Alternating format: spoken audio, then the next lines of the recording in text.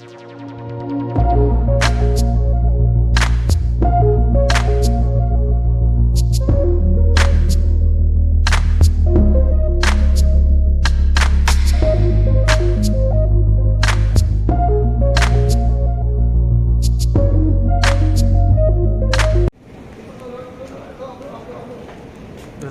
Video बन रहा है, वीडियो मुंशी का फोटो ले लो ना आप। नया भारत किसी का गुलाम नहीं है, ये एक स्वतंत्र देश है जो सिर्फ लोकतंत्र की राह पर चलेगा।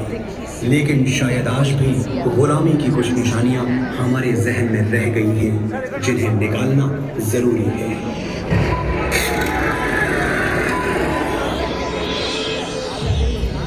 आइए आपको ले चलते हैं सेंट्रल विस्टा। आइए कर्तव्य ध्वनि से माननीय प्रधानमंत्री जी का स्वागत करें। आज के कार्यक्रम की नींव माननीय प्रधानमंत्री जी के राष्ट्र की संतुलित विकास जनवरी माह में दिल्ली में मुख्य सचिवों के सम्मेलन में माननीय प्रधानमंत्री जी ने आकांक्षी ब्लॉक कार्यक्रम यानी कि ABP को लॉन्च किया था और इसके संचालन की जिम्मेवारी नीति आयोग को दी गई। ABP का लक्ष्य योजना और आपस समन्वय स्थापित करें। मेरा ये मानना है कि यदि सभी समाज के घटक एक साथ समावेशी रूप से समन्वय स्थापित करेंगे तो हम अपनी सरकारी योजनाओं को जन आंदोलन में परिवर्तित कर सकते हैं। नहीं, आप अपने स्कूल के साथ मिलकर क्या मीनिंग क्या है, इसका मीनिंग क्या है मोमिन जी? मुख्यमंत्री जी, इसका मीनिंग है होप है और यानी उम्मीद और विश्वास। चलिए, आकांक्षी ब्लॉक कार्यक्रम में ग्राम पंचायतों की बहुत बड़ी भूमिका होती है। जब हर ग्राम पंचायत अपने कार्य तेजी से करेगी तभी पूरे ब्लॉक का विकास हो सकता है। और आप जैसे शिक्षित बन सदा सुखी विश्व पटल पर भारतवर्ष के मान सम्मान का गौरवगान कराने वाले जननायक भारत के कर्मयोगी प्रधान सेवक आदरणीय प्रधानमंत्री जी, जिनके संकल्प व समर्पण से उत्पन्न नई ऊर्जा आत्मविश्वास आज भारतवासियों को प्रेरित कर रहा है।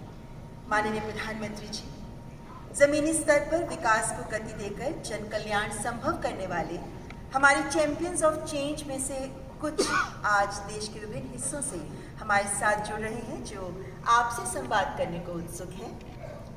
माननीय प्रधानमंत्री जी, सबसे पहले उत्तर प्रदेश के बरेली जिले के ब्लॉक बहरी से रंजना अग्रवाल जी हमारे साथ जुड़ी हैं, जो शुमाली के प्राइमरी स्कूल में स्कूल टीचर हैं। रंजना अग्रवाल जी।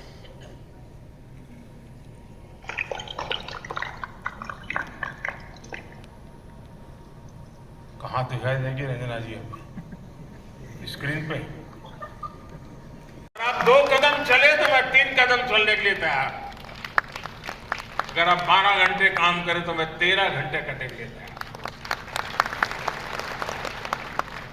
और मैं आपका एक साथी बनकर के काम करना चाहता हूं, आपकी टीम का एक सदस्य बनकर के काम करना चाहता हूं। और मुझे विश्वास है कि हम लोग एक टीम बनकर के ये एस्पिरेशनल ब्लॉक का सक्सेस जो चाहते हैं, अगर हमने उसको 2 साल का टाइम तय किया तो मुझे पक्का विश्वास है हम 1.5 साल में कर देंगे। अगर हमने 1.5 साल तय किया तो हम 1 साल में कर देंगे, ये मेरा पक्का विश्वास है। संतोष व्यक्त करती है तो हम लोग तो जो साथ जुड़े हुए, हमें संतोष होना बहुत स्वाभाविक है। आकांक्षी जिला कार्यक्रम से एक और बात तय होती है, अगर हम गुड गवर्नेंस की बहुत बेसिक चीजों पर ध्यान दें तो चुनौतीपूर्ण लगने वाला लक्ष्य भी हासिल हो सकते हैं। आकांक्षी जिला प्रोग्राम के लिए हमने बहुत ही सरल रणनीति के तहत काम किया है। आपने भी देखा है, जब कोई बीमार होता है तो डॉक्टर के पास जाता है।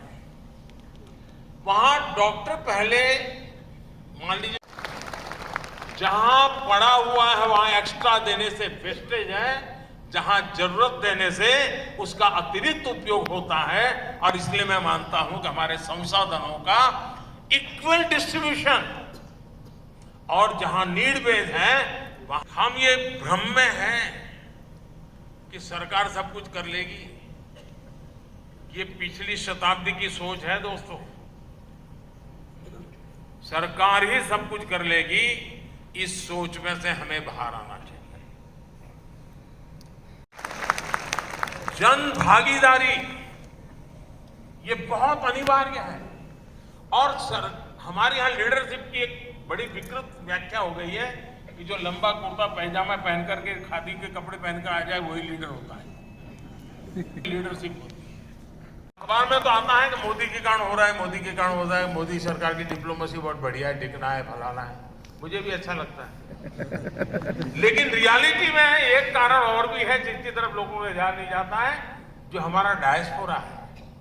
भारत से गए हुए लोग जो उस देश में रहते हैं, उनके अंदर जो सक्रियता आई है, उनके अंदर जो संगठित, यानी जन भागीदारी की ताकत अगर विदेश नीति में काम आती है तो जन भागीदारी की ताकत मेरे ब्लॉक में तो बड़े आसानी से आ सकती है साथ। और इसलिए मैं आपसे आग्रह करता, जानी माली और जानवरों के नुकसान से बचाने के लिए हमने इनको ट्रक ट्रांसपोर्टेशन जैसी सुविधा फराहम की। इसके साथ साथ वेटनरी और मेडिकल अवेयरनेस कैंप्स भी ऑर्गेनाइज किए।